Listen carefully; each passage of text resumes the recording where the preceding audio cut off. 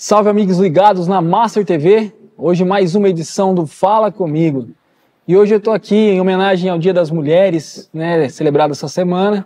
Eu estou aqui com a mãe, com a esposa e com a secretária de Educação, Esportes e Cultura aqui de Aguaí, Patrícia Tenório. Patrícia, tudo bem? Tudo bem, Anthony. Ah, muito obrigado. É muito formal isso chamar de Anthony, né? É estranho. Mas para mim é uma imensa alegria estar aqui. Um presente memorável do Dia das Mulheres, o seu convite, por ser você, claro. Não teve como falar não, né? Não. Não, brincadeiras à parte. Patrícia, ela é uma exímia profissional, sou até suspeito para falar, mas está aí à frente da educação aqui em Aguaí. E hoje a gente vai saber um pouquinho dela, né? Eu já sei um pouco dela, mas eu queria que ela transmitisse essa mensagem para vocês também que estão nos assistindo.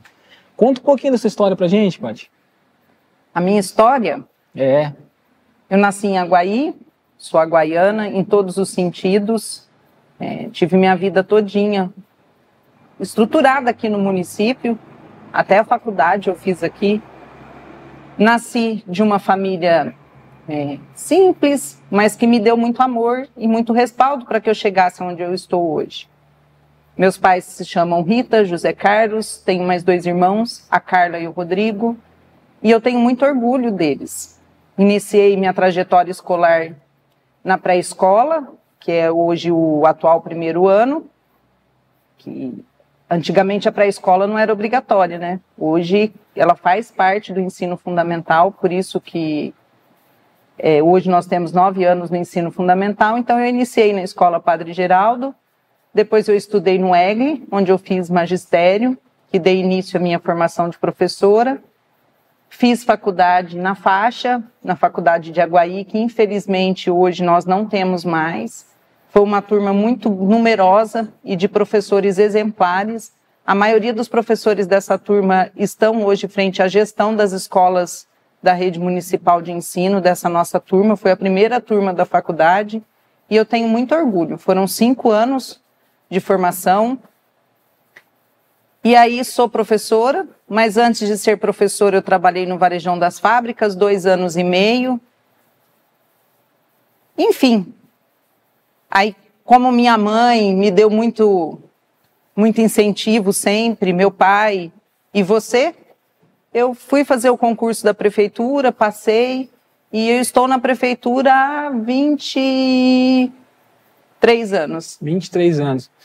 E assim, quando você começou, você não tinha ideia de que um dia chegaria onde você está, como secretária de Educação? Você já almejava isso? Imagina, jamais. Nunca almejei, nunca... Eu sempre tive muito amor no que eu fiz, mas eu tive muita dificuldade no início, quando eu comecei a atuar nas escolas como professora. Ser professora não é fácil. Lidar com as crianças não é fácil, é um aprendizado. E você precisa ter também muito dom. E nesse caminho eu também encontrei muitas professoras que me ajudaram. Assim que eu efetivei, eu fui para a Escola Zulmira, e na época, quando nós efetivamos, eu não peguei uma sala normal, uma sala regular, um 3º ano, um 4º ano. Eu assumi uma sala que era multisseriada e tinham várias crianças de várias idades, então eu sofri muito aquele ano, porque foi muito difícil, um aprendizado muito grande, mas me fortaleceu muito. Eu brincava com a minha mãe, eu falava assim, mãe, você me fez ir dar aula, eu acho que eu deveria ter ficado vendendo roupa lá no varejão. Então eu sofri bastante no início, mas tive professoras que me serviram como exemplo, me ajudaram muito. E aí eu fui me fortalecendo, fui aprendendo a lidar com as crianças, a controlar a questão da disciplina e de aprender. Fui trabalhando com os 2º anos, a minha paixão é alfabetizar as crianças, trabalhei muito tempo com o 2º ano na alfabetização, e aí você vai pegando gosto, você vai aprendendo, e a coisa mais gostosa que tem é você ver uma criança lendo e escrevendo, e saber que você ensinou. Hoje eu encontro muitos dos meus alunos, e eles falam, foi a professora que me ensinou a ler e escrever. Então, é muito gostoso e muito gratificante. A primeira vez que eu fui convidada para ser coordenadora pela Miriam, na época, me deixou surpresa, mas eu sempre nunca fugi dos desafios, sempre gostei de desafio. Aceitei, fui, fiquei 2 anos na coordenação com ela, andando pelas escolas. Depois eu fui convidada de novo pela Ditinha. Na época a Ditinha era diretora de departamento, mas aí eu engravidei, veio a minha filha mais velha, a Ágata. Conheço. Você conhece, mas as pessoas não. Veio a minha filha mais velha, a Ágata, e nós tivemos uma gestação muito complicada, tive que me afastar. Então aí eu saí da coordenação, me afastei, fiquei 8 meses deitada, cuidando para que ela nascesse com bastante saúde. Depois que ela nasceu, eu voltei para a sala de aula. Aí fiquei um tempo na sala de aula, depois recebi o convite de novo e estou há 12 anos fora da sala de aula que estou atuando na gestão. Eu recebi o convite para ir para a coordenação dos segundos anos, então fiquei 2 anos coordenando os segundos anos da rede, na coordenação pedagógica. 2 anos eu fui para a vice-direção no Zumira, junto com a Alessandra, permaneci lá, descobri lá no Zumira, na vice-direção, que eu tinha a facilidade da gestão, de trabalhar com dados, que eu gosto muito.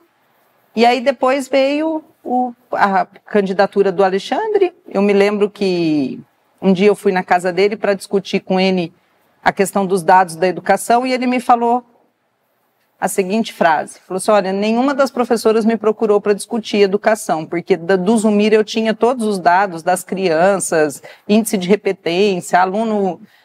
Todos. E aí eu comecei a trabalhar ali junto com ele na transição de governo, do Tião para o governo dele, que ele ganhou a eleição, junto com mais 6 professoras.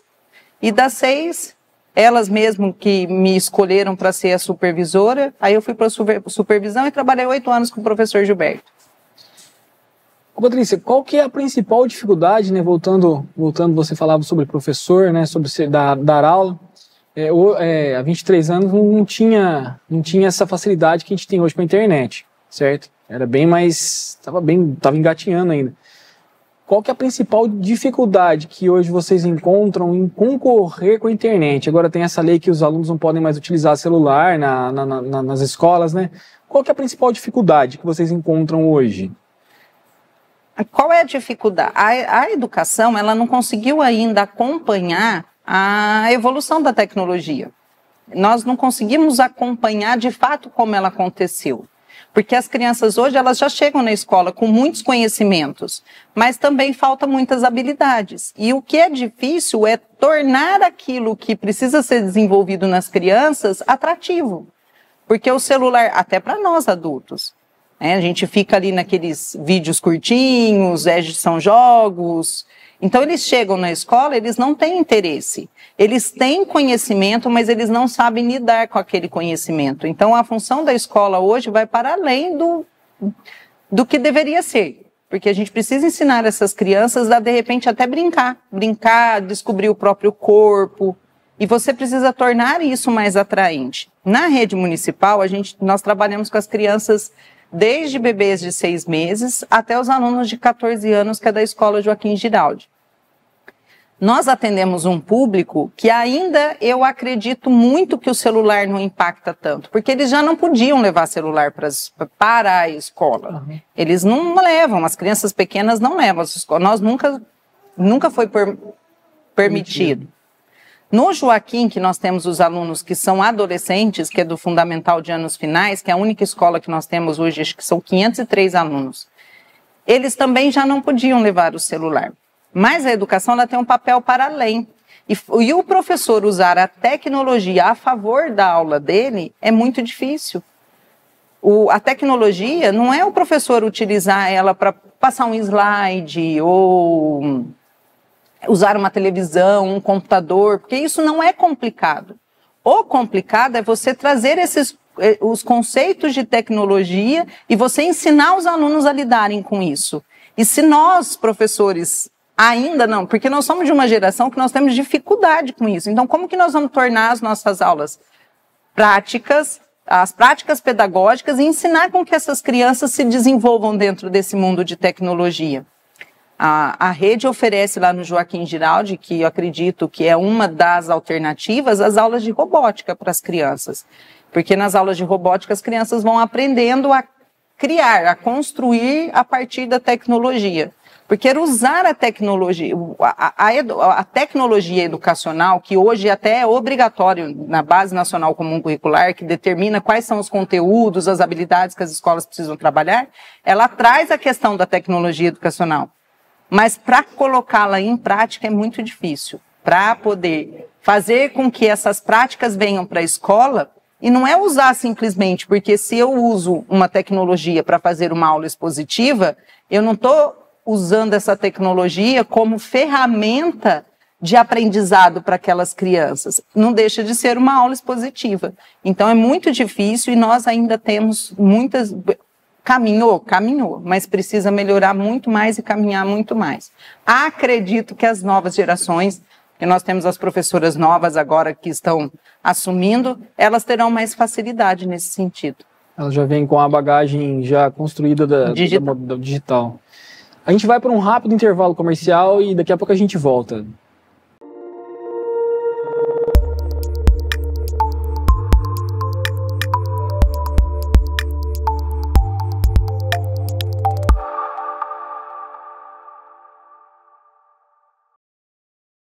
Você está pronto para uma revolução na sua experiência digital? Então chegou a hora de você conhecer a União Telecom. Com a União Telecom, você não tem só uma internet de fibra ótica ultra rápida, mas também o poder do 5G em um único chip. Só aqui você pode navegar nas redes sociais, trabalhar e até mesmo jogar aquela partida do seu jogo favorito com uma velocidade que você nunca imaginou ter. E não para por aí, com a nossa TV digital você tem acesso a uma infinidade de canais com qualidade de cinema. Junte-se à União Telecom e experimente o futuro da conectividade. Planos a partir de R$ 89,90. Vem pra cá!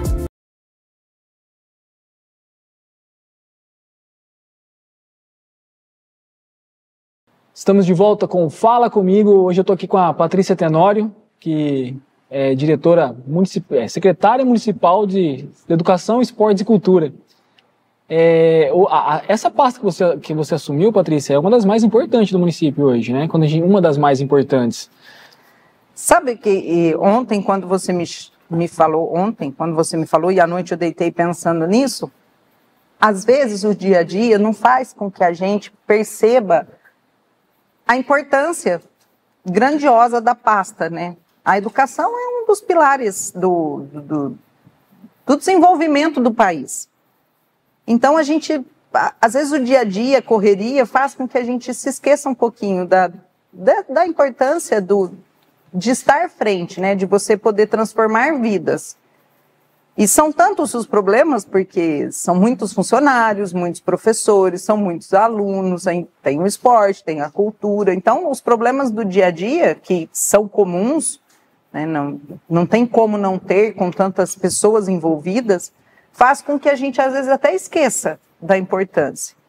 E em alguns momentos que a gente consegue lembrar, quando a gente recebe um prêmio, por exemplo, nós recebemos o prêmio, o selo ouro da alfabetização, nós recebemos um prêmio pela evolução da alfabetização das crianças no município ano retrasado.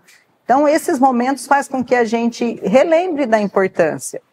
Hoje de manhã eu acordei com uma mensagem no celular do grupo dos dirigentes do estado de São Paulo, parabenizando as mulheres pelo dia de hoje, e dos 645 municípios do estado de São Paulo, 500, a educação são mulheres que dirigem. Então é uma importância muito grande. Mas o dia a dia acaba comendo um pouquinho essa questão da gente lembrar dessa importância. A educação, o que você me perguntar, eu vou saber responder brincando, porque leio bastante, estudo bastante, estou há muito tempo. E o esporte e a cultura eu estou aprendendo. O ano passado o Sr. Gilberto se afastou no mês de julho para concorrer às eleições, então eu estou aprendendo. O esporte, para mim mesmo, eu dou risada lá com o Tatu, que é o nosso coordenador de esportes, porque eu falo para ele, olha, eu estou aprendendo, esse sub-10, sub-13, eu falei, eu entendo de primeiro ano, segundo ano. mas não me falta força de vontade. É uma pasta muito importante, de muitos eventos. O esporte, ele estrutura, de uma certa forma, a educação, tanto o esporte quanto a cultura.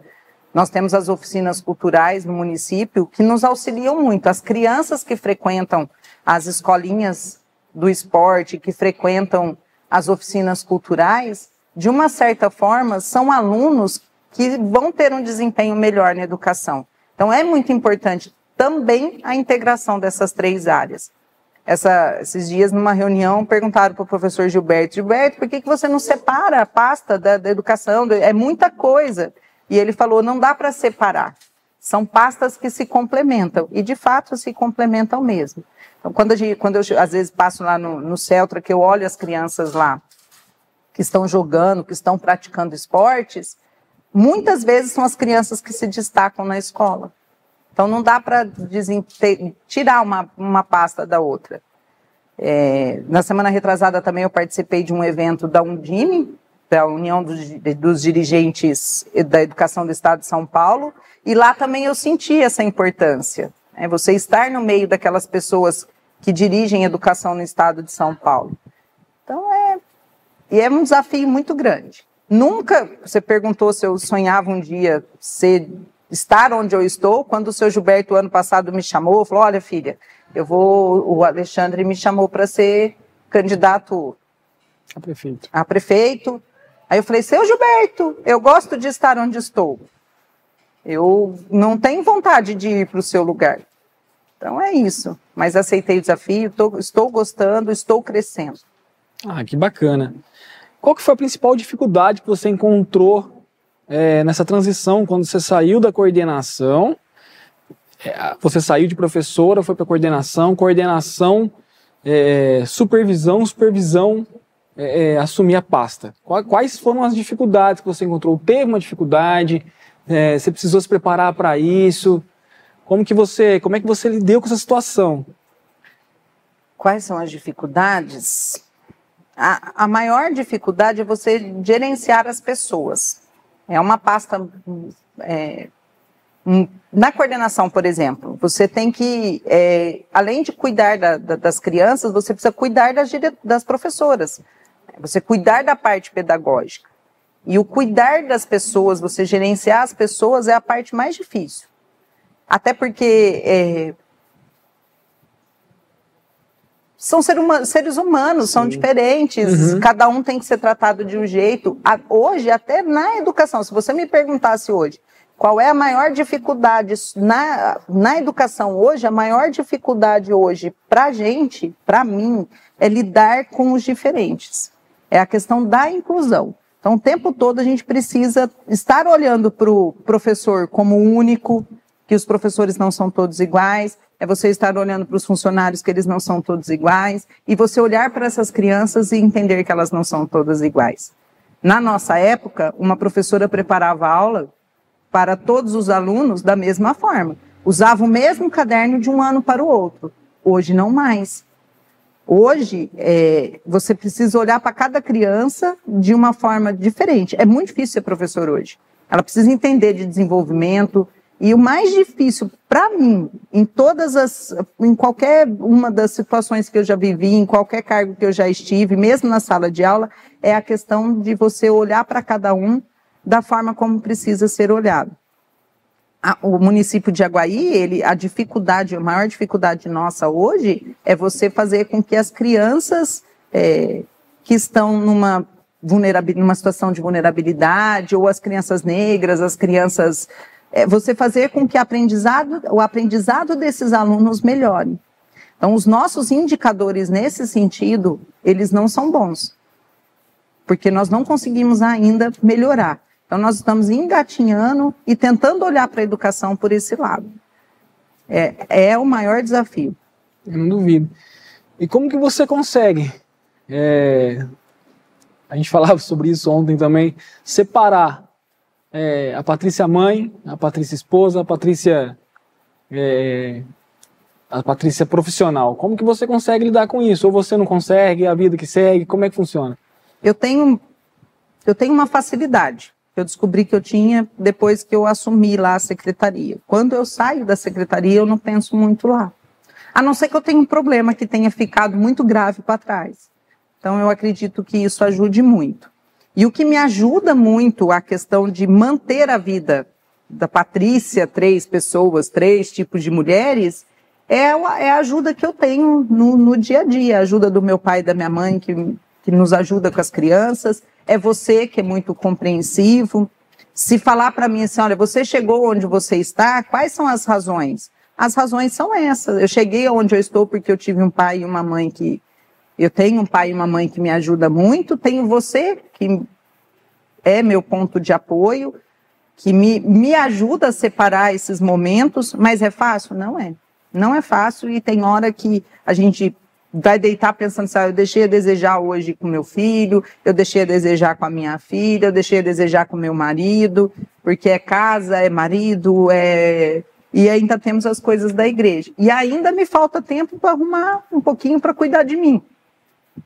De fazer uma atividade física, que eu já não gosto, você vive brigando comigo, eu não gosto mesmo, mas o tempo acaba...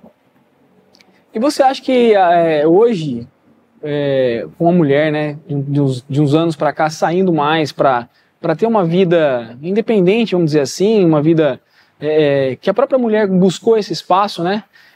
Você acha que a maior parte das mulheres encontram essa dificuldade também? Encontram, tenho certeza. É muito difícil, e tem umas que eu acho que encontram até mais dificuldade, porque algumas mulheres não têm do lado uma pessoa que colabora. Você está comigo, se eu vou falar na igreja, você está sentado lá na frente. Se eu vou em algum lugar na educação, você está ao meu lado. Se eu tenho um curso, você me apoia, você fica com as crianças. Existem muitas mulheres que não têm muitas que eu conheço e que dão testemunho, que a pessoa não abre mão de uma janta, de colaborar com uma atividade de casa. Então, eu acredito que existem mulheres que encontram até mais dificuldade do que eu. E aí, a gente trazendo isso agora para a educação, isso também atrapalha no desempenho na formação da família e, consequentemente, né, no desempenho de um aluno na vida escolar? Se a família não está bem estruturada, é muito provável que essa criança tenha dificuldade de aprendizagem.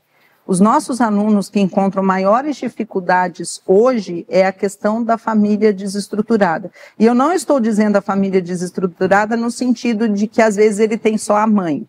É a questão de que a mãe, às vezes, ou o pai que cuida daquela criança, ou o tio que cuida daquela... Porque eu tenho aluno que é a avó que cuida e não tem outras pessoas e a criança vai muito bem. É a questão de que, às vezes, as pessoas estão desestruturadas e não conseguem acompanhar.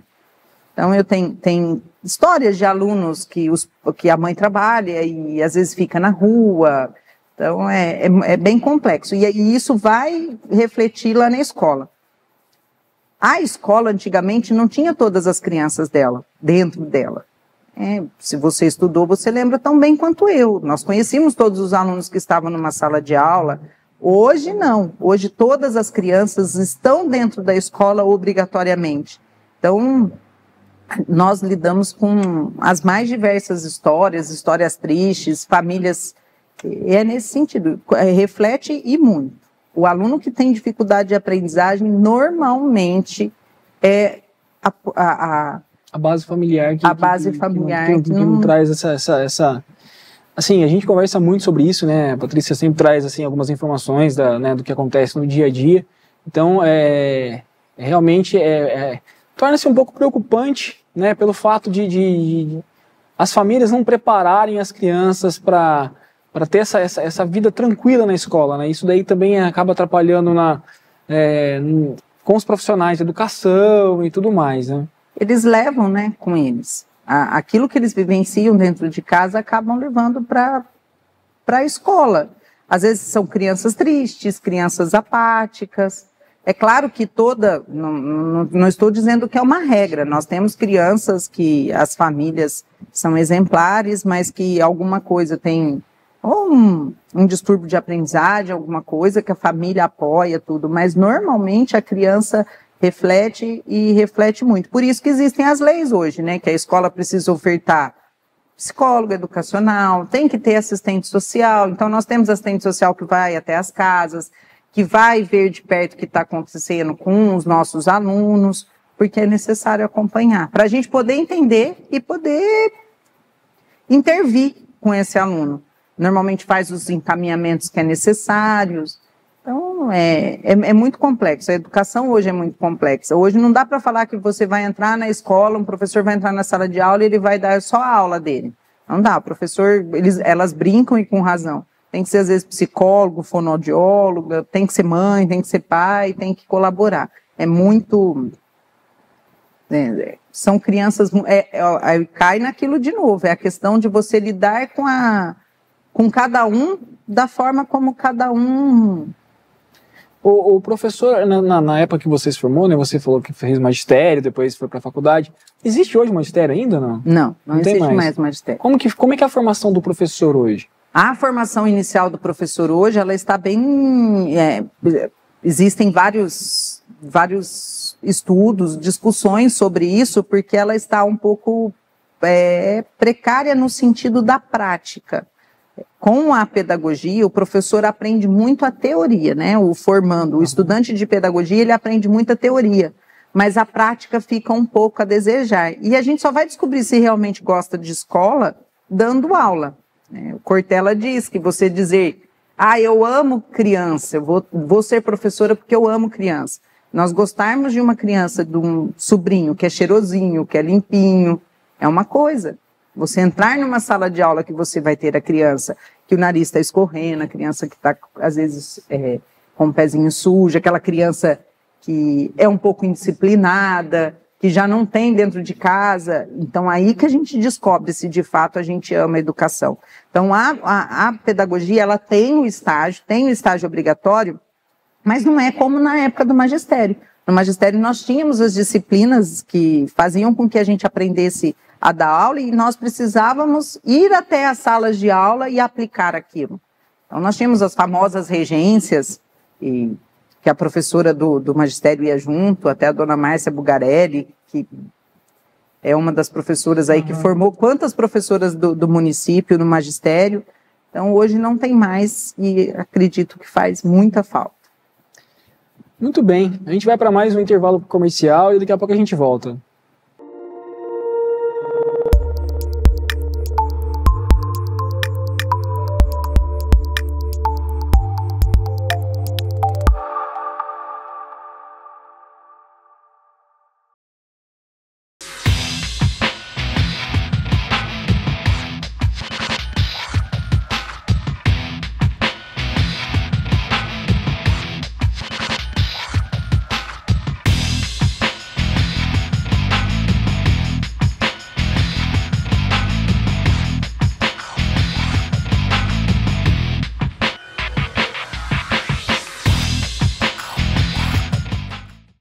Estamos de volta com Fala Comigo, aqui da Master TV. Você que está acompanhando a gente pelo YouTube, curta o vídeo, siga a nossa página aí no YouTube e nos acompanhe para ficar por dentro de toda a nossa programação. Tem bastante programa, uma variação bem grande de programa, então vai ter um que você vai gostar de assistir, então fica com a gente. Hoje aqui com a Patrícia Tenório, que é secretária municipal de Educação, Esportes e Cultura aqui de Aguaí. Ela está falando um pouco para a gente sobre a educação aqui na cidade, dando uma aula pra gente aqui hoje na semana que a gente comemorou o Dia Internacional das Mulheres. Aproveitei a ocasião para trazer a mulher que eu escolhi para mim, né? E que eu admiro muito, e que está aqui junto com a gente hoje, dando uma aula pra gente. Patrícia, conta pra gente quais foram as conquistas que vocês tiveram na educação recentemente. No período anterior à pandemia, nós conseguimos chegar a 6,2 no IDEB. Depois nós tivemos, o IDEB é um Índice de Desenvolvimento da Educação Básica, e esse resultado, ele vem de uma prova que os alunos do 5º ano fazem, o 5º e o 9º. 6,2 no 5º ano e 5,9 no 9º ano, que é os anos finais. Apesar do 5,9 parecer menor, é um índice muito alto em relação ao desempenho do Brasil. que é as crianças dos anos finais lá da Escola Joaquim Giraldi. Depois da pandemia nós tivemos uma queda, então nós estamos agora trabalhando para que isso possa melhorar de novo, porque os alunos não preciso nem retomar tudo o que aconteceu, os alunos ficaram fora da escola. Pós-período pandêmico foi a questão da recomposição da aprendizagem dessas crianças, e nós sabemos que muitas delas vão se formar aí com algum gargalo na aprendizagem, por conta da pandemia mesmo. Não é humanamente impossível recuperar, né? Aquilo que quase 2 anos essas crianças ficaram fora da escola.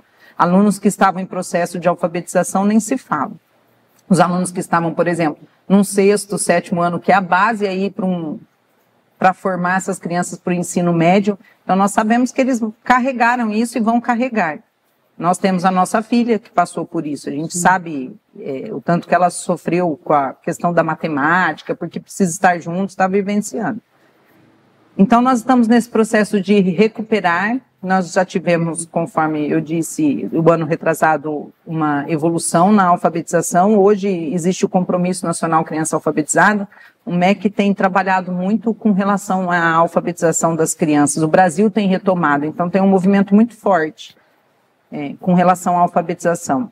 Então, dentro desse Compromisso Nacional Criança Alfabetizada, o governo de estado em parceria tem o Alfabetiza Juntos, e os municípios estão trabalhando nesse regime de parceria com o governo do estado e o governo federal. Então, nós estamos num movimento muito, muito, muito forte. Nós recebemos esse prêmio da evolução das crianças na alfabetização, e também tivemos o selo ouro no ano passado, que o selo ouro ele é com relação às ações que o município fez fez com que essas crianças melhorassem. As ações que são feitas dentro do compromisso, aquilo que o município cumpre e, de fato, executa para poder melhorar o índice dessas crianças. Então, é nesse sentido que nós tivemos aí muitas alegrias. Eu queria que você explicasse também agora, para as pessoas, o que é o CEMEIA, porque muitas pessoas ainda não entenderam qual que é o sentido daquele espaço que foi finalizado ano passado, né, se não me engano, ano passado, retrasado. Então, eu gostaria que você explicasse para as pessoas o que significa, como é que funciona, o que é. O CEMEIA é o Complexo Municipal de Educação Integral de Aguaí. Ele vai começar a funcionar com as crianças, graças a Deus, dia 17 agora, nossos alunos estarão lá. Ele não é aberto para a população de um modo geral, ele vai atender crianças do 1º ao 5º ano, mas as crianças da rede municipal de ensino. Eu recebi algumas mães que estavam lá solicitando dos alunos que estão matriculados no estado, e infelizmente nós não podemos receber esses alunos, porque o dinheiro que é investido no CEMEIA é um recurso que é destinado à educação municipal. Então, ele é só para os nossos alunos. As crianças serão transportadas, né, das escolas até o espaço do CEMEIA com recursos do município. Então, quem estuda à tarde, eles vão pegar esse ônibus nas escolas às 9h30, vai para o CEMEIA, fica até 12h30, com as atividades diversificadas, depois retorna para a escola para ter aula. E os alunos que estudam de manhã vão sair das escolas de manhã e ficarão no CEMEIA até as 3h30 da tarde. Por que nós optamos pelo CEMEIA? Nós acreditamos que a criança que precisa ficar um tempo maior na escola, ela precisa de atividades diferenciadas do que acontece já na escola.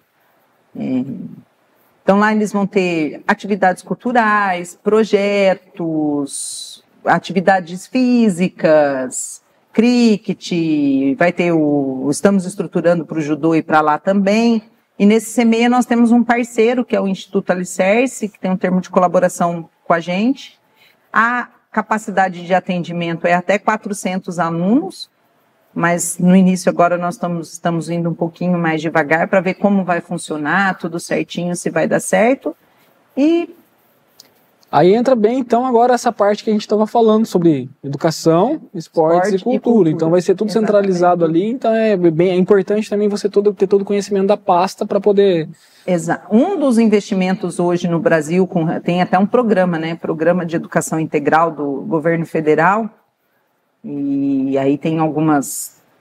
Eles investem um pouco de dinheiro no município, investem em informação, vai começar um curso agora.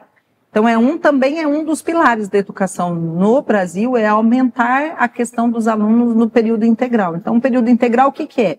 Não é você deixar a criança lá na escola por um maior tempo, sem pensar nessa criança como um ser humano integral. Então, o mais difícil dessa educação integral é isso, porque você precisa colocar essa criança na escola, deixar ela num tempo maior, mas para além desse tempo que é estendido, é você pensar nesse desenvolvimento dessa criança num todo. É o desenvolvimento emocional, é o desenvolvimento cognitivo, é o desenvolvimento físico, e você dar condições para essa criança que ela possa ter um desenvolvimento que vai favorecer o cognitivo dela nas aprendizagens escolares. Então, é bastante complexo. Mas quando foi até o CEMEIA, foi o Alexandre que sonhou, quando ele me chamou lá, eu falei, meu Deus, não vai dar certo isso, porque estava muito deteriorado o lugar, mas deu certo, reformou. Agora nós vamos iniciar a reforma da piscina, porque a piscina não... A piscina vai ser utilizada também para atividades físicas? Vai retomar aqui? Vai retomar. Agora, os alunos voltando, eles vão uma vez por semana no CEL para fazer aula de natação. Como ali é pertinho, então eles vão junto com os líderes... Até que finalize a piscina, a obra da piscina. Porque a piscina ficou e agora nós vamos começar a reforma da piscina. Recentemente foi feito um evento lá, né, a entrega dos prêmios dos destaques esportivos, né? Então, assim, muita gente pôde conhecer lá como é que ficou após a reforma, né? E realmente ficou bem o espaço. Aliás, as formaturas já foram lá no ano passado, As formaturas das escolas já foram lá. Então, as pessoas já puderam ver que ali é um espaço que ficou bem estruturado para receber esse tipo de... E é um espaço que as pessoas têm memórias afetivas. É muito engraçado, assim, e é muito bonitinho de ver. Todo mundo que entra lá, eu dancei tanto aqui, meu casamento do fulano foi aqui, o casamento de não sei quem foi aqui, eu assisti o show de não sei quem. Então é um lugar de muitas memórias afetivas e que vai ser construído pelas crianças, as memórias afetivas. Você nadou lá, você sempre conta. Verdade. Pra gente está chegando ao final, eu queria que você deixasse uma mensagem, não só para as mulheres, mas para as profissionais de educação, para a sua equipe, né, aproveitar a oportunidade e dizer aquilo que você gostaria de dizer. Nesse Dia das Mulheres, nessa Semana das Mulheres, o que eu gostaria de dizer é que é possível chegar e aguentar firme tudo que a gente passa na vida, porque nós temos pessoas que nos inspiram. E as mulheres da educação me inspiram diariamente. As minhas professoras, as minhas diretoras, coordenadoras. Não tem como a gente passar pelas pessoas e dizer que nós não... Todo mundo que passa a conviver com alguém leva um pouquinho desse alguém. Então, são elas que me inspiram. Nós temos professoras aí que viajam todos os dias. Dá aula em Casa Branca e dá aula aqui em Aguaí. De manhã aqui, à tarde lá. Então, são pessoas que eu olho e falo, eu preciso dessa garra um pouquinho dentro de mim. Dizer para os homens também da importância deles na vida dessas mulheres, do apoio, da ajuda, do auxílio. E que eu tenho a minha irmã, minha mãe, que são as mulheres da minha vida. A filha. Vou falar. E dizer que para mim, enquanto mulher, o que é mais bonito e o que é mais importante na minha vida são os meus filhos. Ser mulher me dá a graça da maternidade. Então, eu tenho meus filhos que, para mim, é a força do dia a dia e não tenho o que falar. Eu tenho uma filha mulher, mocinha, que não quis vir, não quis vir aqui comigo hoje, e ela é uma criança que, eu vejo ela como criança ainda, mas que ela me ensina todos os dias, desde pequena, essa garra, que é uma menina de muita personalidade, me ensinou muito. Tem o Juninho, que é mais tranquilo um pouco. no sentido de personalidade, que está aqui. Vem cá. Vem cá. No sentido de personalidade, mas são eles que me ensinam. E a dádiva de ser mulher, o mais importante para mim é isso. Que bom. É a questão da maternidade. É essa graça que eu recebi de Deus e me enche de orgulho. É o maior orgulho. Dá um tchauzinho lá para as pessoas que estão assistindo a gente. Ó. É o nosso casquinha de bala aqui, que não tem quem deixar. Trouxemos ele aqui hoje. Patrícia, eu queria agradecer a sua presença aqui no Fala Comigo. Foi uma experiência diferente para mim, estar entrevistando minha esposa, mas acima de tudo aqui hoje eu não tenho a minha esposa, eu tenho aqui a secretária de Educação do município, então que me orgulha muito, né, de ver todo o trabalho que você tem feito. Eu vejo a sua dedicação, eu sou pessoa que mais acompanho, tanto que você se dedica a isso, e agradecer a sua presença aqui com a gente e desejar muito sucesso para você. Eu que agradeço por estar aqui, pelo convite. Eu fico com vergonha, claro. E eu falei, como é que eu vou responder as coisas para o marido, né? É difícil. Mas eu fiquei muito feliz da oportunidade de estar aqui, dizer um pouquinho do quanto eu sou apaixonada, do quanto que eu gosto da minha vida, das minhas coisas, que não é fácil, mas que a gente também não pode desistir. Enfim, fico muito feliz. Muito obrigado. Semana que vem a gente está de volta com mais um Fala Comigo e obrigado pela sua audiência.